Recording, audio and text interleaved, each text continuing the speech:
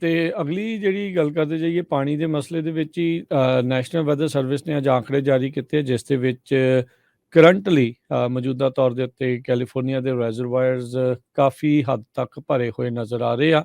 ਸ਼ਾਸਤਾ ਰੈਜ਼ਰਵਾਇਰ 93%, ਔਰੋਵਿਲ 99, ਬੁਲਟਸ ਬਾਰ 85, ਫਾਲਸਮ 74, ਕਮੈਂਚੀ 61, new ਹੋਗਨ 74, new ਮਲੋਨੀਜ਼ 60 ਤੇ Don Pedro 80% capacity ਦੇ ਉੱਤੇ ਜਿਹੜੇ ਉਹ ਨਜ਼ਰ ਆ ਰਹੇ ਆ। ਇਸੇ ਤਰੀਕੇ ਦੇ ਨਾਲ ਪਾਣੀ ਤੇ ਮੀਂਹ ਦੀ ਹੋਈ ਜੇ ਆਪਾਂ ਗੱਲ ਕਰਦੇ ਜਾਈਏ ਤਾਂ ਰਿਕਾਰਡ ਤੋੜ ਬਰਫ਼ ਪੈਣ ਦੇ ਕਰਕੇ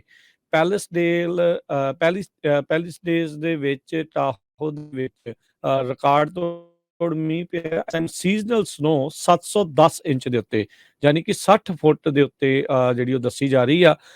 ਓਵਰਆਲ ਐਵਰੇਜ 400 ਇੰਚ ਦੀ ਰਹੀ ਸੀ, ਯਾਨੀ ਕਿ 33 ਫੁੱਟ ਦੀ, 33 ਫੁੱਟ ਦੇ ਨਾਲ ਤਕਰੀਬਨ ਦੁੱਗਣੀ ਸਨੋ ਇਸ ਟਾਈਮ ਉੱਥੇ ਪਈ ਹੋਈ ਆ। ਸੋ ਬਹੁਤ ਹੀ ਵੈਟ ਸੀਜ਼ਨ ਜਿਹੜਾ ਰਿਹਾ ਆ। ਇਹਦੇ ਕਰਕੇ ਹੀ ਬਾਰ-ਬਾਰ ਜਿਹੜਾ ਹਰਜੋਤ ਸਿੰਘ ਜੀ ਇਹ ਚਿੰਤਾ ਪ੍ਰਗਟਾਈ ਜਾ ਰਹੀ ਆ ਵੀ ਗਰਮੀਆਂ ਆਉਂਦਿਆਂ ਸਾਰ ਹੀ ਬਰਫ਼ ਪਿਘਲਣ ਦੇ ਨਾਲ ਕਈ ਥਾਵਾਂ ਦੇ ਦਰਿਆ ਜਿਹੜੇ ਉਹ ਕਾਫੀ ਚੜ੍ਹ ਕੇ ਆਉਣਗੇ ਤੇ ਖਤਰੇ ਦੇ ਨਿਸ਼ਾਨਾਂ ਤੋਂ ਉੱਤੇ ਜਾ ਸਕਦੇ ਆ। ਫਲੱਡਿੰਗ ਦੀ ਜਿਹੜੀ ਆ ਉਹ ਚਿੰਤਾ ਵੀ ਇਸ ਦੇ ਵਿੱਚ ਪੈ ਚੁੱਕੀ ਆ। ਸੋ ਹੁਣ ਦੇਖੋ ਅੱਗੇ ਕੀ ਹੁੰਦਾ ਹੈ। ਰੈਜ਼ਰਵਾਇਰਸ ਦੇ ਵਿੱਚੋਂ ਪਾਣੀ ਵੀ ਇਹਨਾਂ ਨੂੰ ਜਿਹੜਾ ਹਰਜੋਤ ਸਿੰਘ ਜੀ ਜਲਦੀ ਛੱਡਣਾ ਪੈ ਸਕਦਾ ਆ ਤਾਂ ਜੋ ਉਹਨਾਂ ਦੇ ਜਿਹੜੇ ਬੰਨ ਟੁੱਟਣ ਦੇ ਜਿਹੜਾ ਉਹ ਖਤਰਾ ਨਾ ਰਵੇ।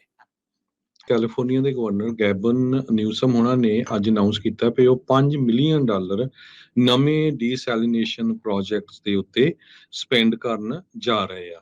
ਕਹਿੰਦੇ ਵੀ ਕੈਲੀਫੋਰਨੀਆ ਦੇ ਵਿੱਚ ਐਕਸਟ੍ਰੀਮ ਜੋ ਵੈਦਰ ਦੇ ਵਿੱਚ ਆ ਰਿਹਾ ਆ ਪੂਰੀ ਸਟੇਟ ਦੇ ਵਿੱਚ, ਤੇ ਉਹਦੇ ਲਈ ਸਾਨੂੰ ਆਪਣਾ ਜਿਹੜਾ ਵਾਟਰ ਸਿਸਟਮ ਆ ਉਹਨੂੰ ਰੀਸ਼ੇਪ ਕਰਨਾ ਪੈਣਾ ਤਾਂ ਕਿ ਨਵੇਂ ਜਿਹੜੇ ਚੈਲੰਜ ਆ ਉਹਨਾਂ ਨੂੰ ਸੈੱਟ ਕੀਤਾ ਜਾ ਸਕੇ ਤੇ ਆਪਣੀਆਂ ਕਮਿਊਨਿਟੀਜ਼ ਨੂੰ ਪ੍ਰੋਟੈਕਟ ਕੀਤਾ ਜਾ ਸਕੇ। ਇਹ ਅੱਜ ਉਹਨਾਂ ਨੇ ਸਟੇਟਮੈਂਟ ਜਾਰੀ ਕੀਤੀ ਹੈਗੀ ਆ।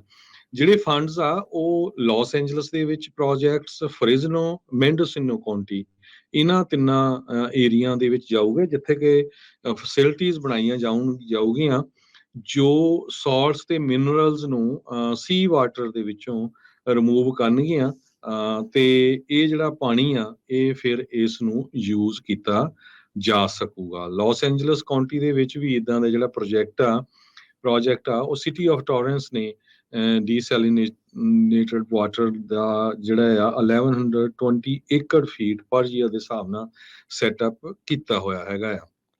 Westlands water district design pilot project Fresno County ਦੇ ਵਿੱਚ ਆ, ਉਹ ਵੀ ਇਹਦੇ ਉੱਤੇ ਜਿਹੜਾ ਆ ਵਰਕਆਊਟ ਕਰੂਗਾ। ਸੋ ਇਹ ਸਾਰੇ ਕਾਸੇ ਦੇ ਨਾਲ ਕਹਿੰਦੇ ਵੀ 2030 ਤੱਕ 28,000 ਏਕੜ ਫੀਟ ਪਰ ਈਅਰ ਦੇ ਹਿਸਾਬ ਨਾਲ ਪਾਣੀ ਜਿਹੜਾ ਆ ਉਹ ਵਰਤੋਂ ਦੇ ਵਿੱਚ ਆ ਜਾਊਗਾ। ਤੇ ਤੀਜਾ ਜਿਹੜਾ ਇਨੀਸ਼ੀਏਟਿਵ ਆ ਉਹ city of Bragg design pilot project ਆ, ਉੱਥੇ ਵੀ ਜਿਹੜਾ ਆ wave powered sea water desalination iceberg ਜਿਹੜਾ ਪ੍ਰੋਜੈਕਟ ਆ ਉਸ ਨੂੰ ਸੈਟਅਪ ਕੀਤਾ ਗਿਆ ਹੈਗਾ।